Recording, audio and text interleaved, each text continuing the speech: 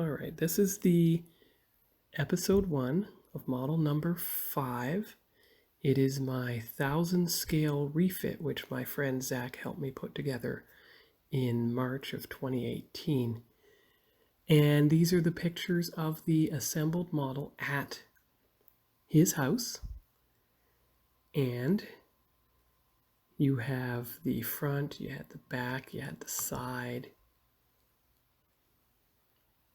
Well, you'll see the front again in a moment from a better angle. There you go. And that will make sure that that's a close-up view.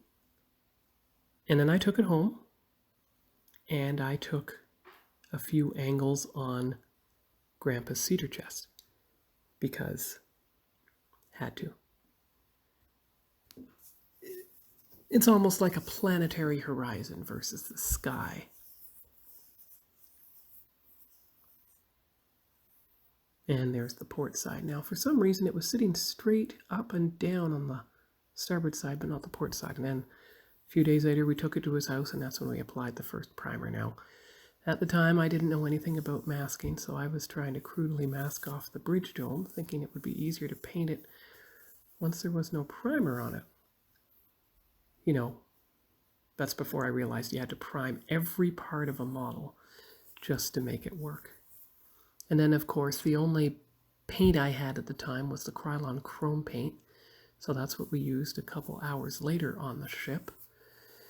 And you can see the front and the Star Trek 4 view, as I call it, when it was first revealed in dry dock. And then we zoomed in on it from the back. So you can see that was what, taken with a Galaxy 5, maybe a Galaxy 7. So it's pretty good. And you can see all the ridge lines and everything. And then, of course, I took it home for the cedar chest angles. So you have the straight ahead angle with the, you can see the nacelles just poking up above the saucer. You can see the left side. Again, it seems to be leaning a bit forward. I don't understand that, because it looks perfectly straight up and down from that aft view there. Now this video is going to end when the model has no detail painting done yet. Part 2 will be the detail painting and the initial application of Aztec decals and their coloring. Everything I did up to the end of July of 2018 when I moved away from Cold Lake. Part 3 and 4 didn't have copyright music. Here's the dry dock picture, the motion picture. There it is from the back as it's going off into space, and then you have one last image of the port side at a slight angle. So that's the end of part 1 of model number 5, the 1,000 scale refit.